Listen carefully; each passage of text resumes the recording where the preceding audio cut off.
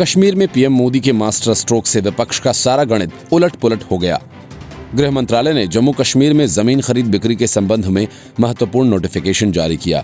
उसके बाद महबूबा मुफ्ती से लेकर सीताराम येचुरी तक पाकिस्तान ने उछल कूद मचाना शुरू कर दिया।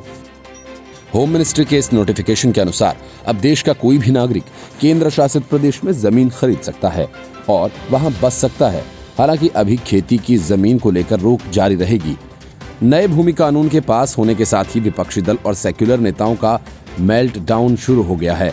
सरकार के इस फैसले पर उमर अब्दुल्ला ने ट्वीट कर कहा कि जम्मू कश्मीर में जमीन के मालिकाना हक के कानून में जो बदलाव किए गए हैं वे अस्वीकार्य हैं।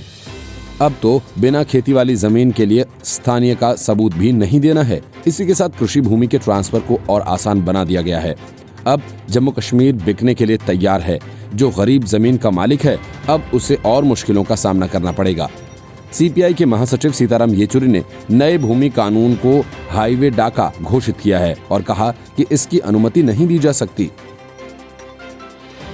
आपको बता दें कि जम्मू कश्मीर में अनुच्छेद 370 की वापसी के लिए महबूबा मुफ्ती और फारूक अब्दुल्ला ने जो people alliance for Gupkar declaration बनाया, सीपीएम भी उसमें शामिल है। जम्मू कश्मीर की पूर्व मुख्यमंत्री और पीडीपी अध्यक्ष महबूबा मुफ्ती ने भी नए भूमि कानून की आलोचना करते हुए कहा कि केंद्र सरकार ने आखिरकार जम्मू कश्मीर को बेचना शुरू कर ही दिया। उन्होंने नए कानून को केंद्र सरकार का नापाक मंसूबा करार देते हुए कहा कि इसका मकसद जम्मू कश्मीर के लोगों को अधिकार विहीन करना है। उन्होंने लिखा कि असंवैधानिक तरीके से अनुच्छेद 370 को हटाने से लेकर जम्मू कश्मीर के प्राकृतिक स्रोतों की लूट और अब जम्मू कश्मीर की जमीन को बेचना सब केंद्र सरकार की साजिश है।